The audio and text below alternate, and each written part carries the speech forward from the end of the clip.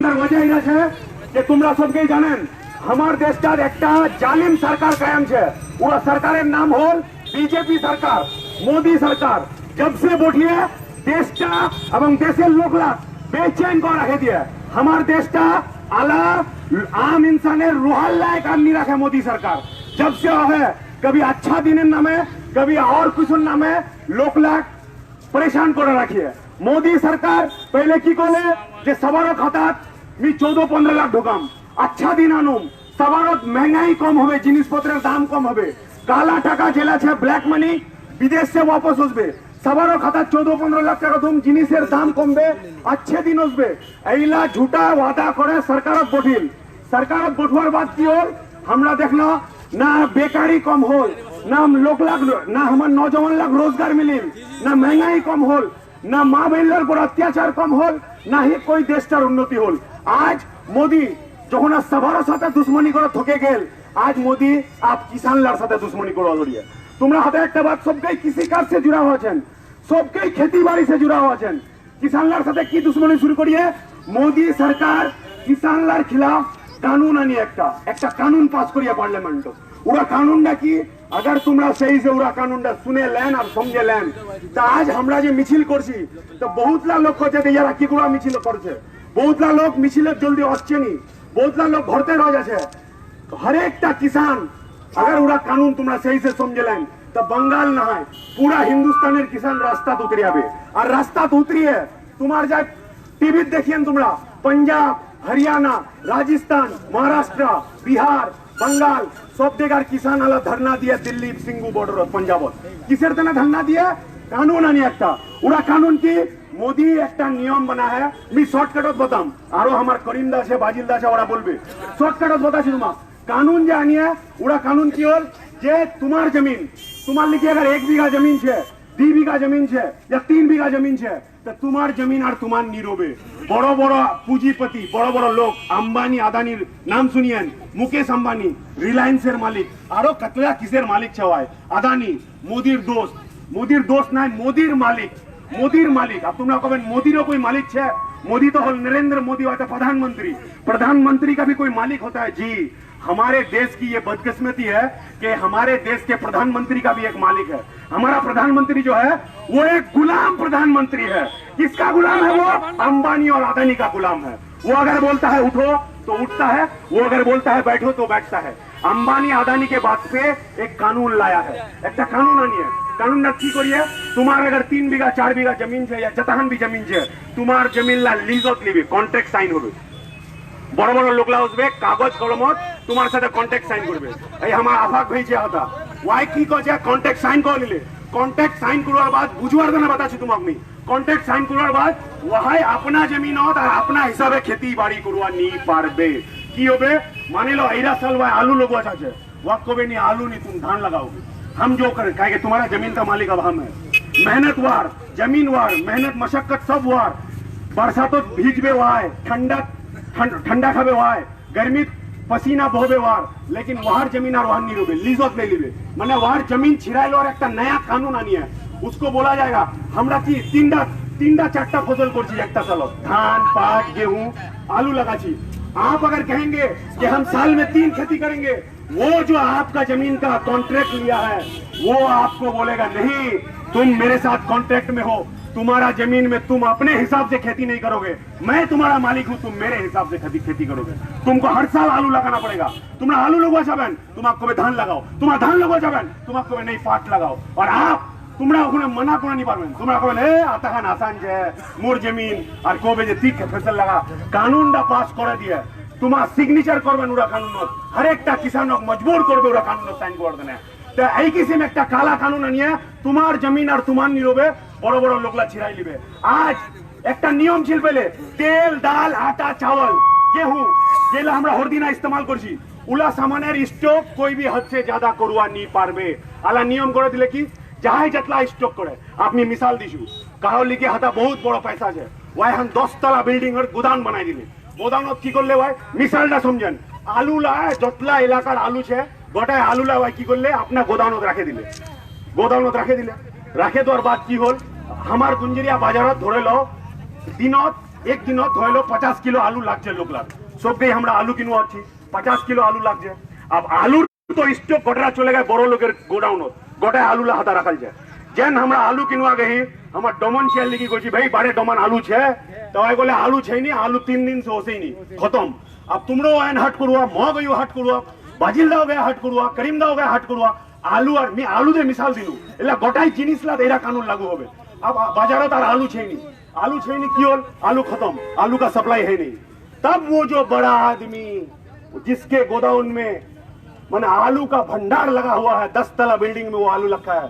तब वो क्या करेगा अपने गोदाउन से आलू को निकालेगा मार्केट में निकालेगा जो तो आलू तो मिले ही नहीं अब क्राइसिस हो गया अब उईरा आलू जेरा हमरा 5 টাকা किलो लिखिनो वहार गोदाउनेर आलूरा हमाक 15 টাকা किलो लो क्योंकि बाजार में आलू है नहीं तुम्हारे तो खोआ হবে दाल है नहीं तेल है नहीं चावल है नहीं मसाला है नहीं सब तो वो बड़ा आदमी आपको मैं बता देना चाहूंगा जैन इरा कानून पास हुआ पहले से कानून अभी पास हो गए वार से पहले से अंबानी अदानी बड़ा बड़ा लोग बड़ा बड़ा कार बिल्डिंग बनना शुरू कर दिया कारखाना बड़ा हाथा मौजूद रखते उनके लिए और आप अपने फसल का दाम तय नहीं कर पाएंगे आपका फसल मोर कोर मतलब इरा है कि तुमरा একটা কোম্পানি রসি বানাছে একটা কোম্পানি কলগেট বানাছে একটা কোম্পানি টুথব্রাশ বানাছে या একটা কোম্পানি हॉर्लिक्स বানাছে तो ওরা लिखे दिए एमआरपी 108 रुपया क्या भाई नौजवान लोग एमआरपी लिखा हुआ रहता है तो एक फैक्ट्री का मालिक अपने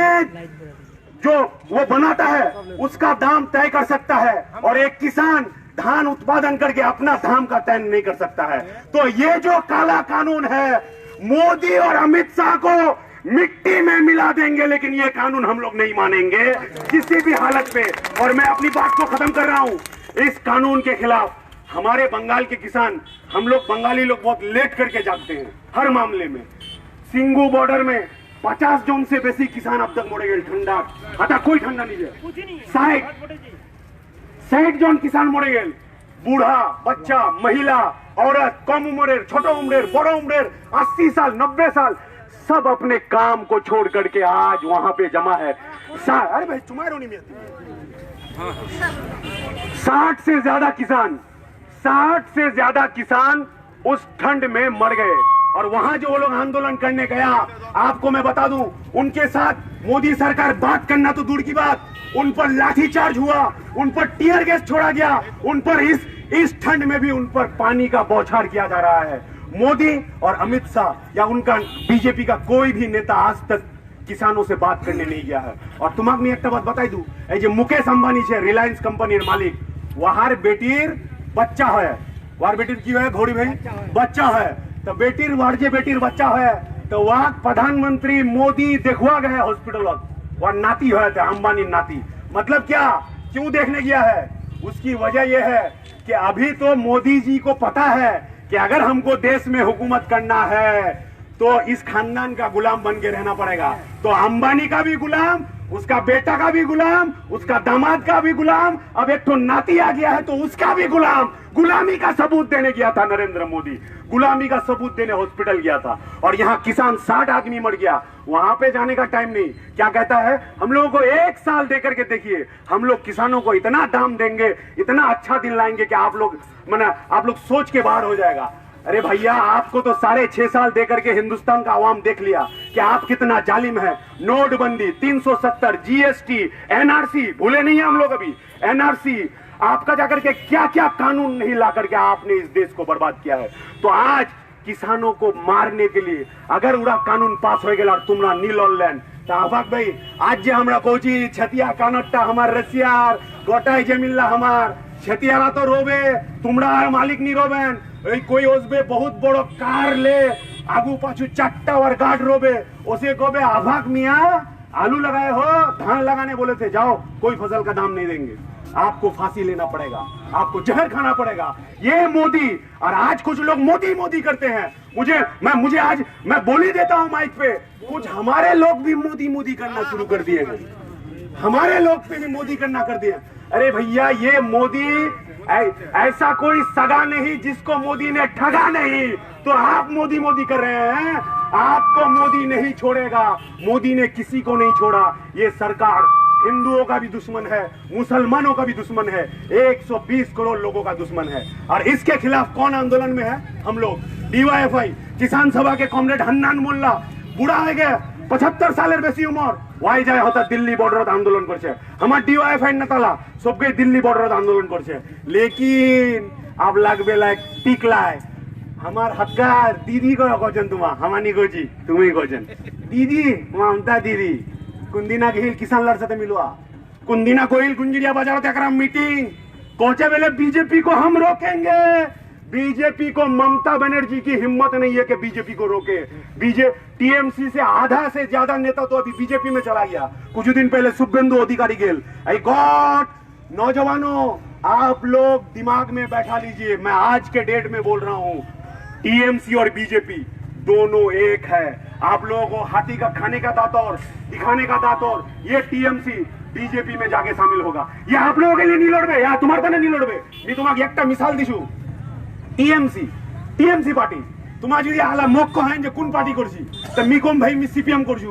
আজ যদি বাজিল লাখ কহেন কোন পার্টি করছি সিপিএম করছু। আজ এক কয়েন রপশন কয়েন কোন সংগঠন করছি ডিওয়াইএফআই করছু।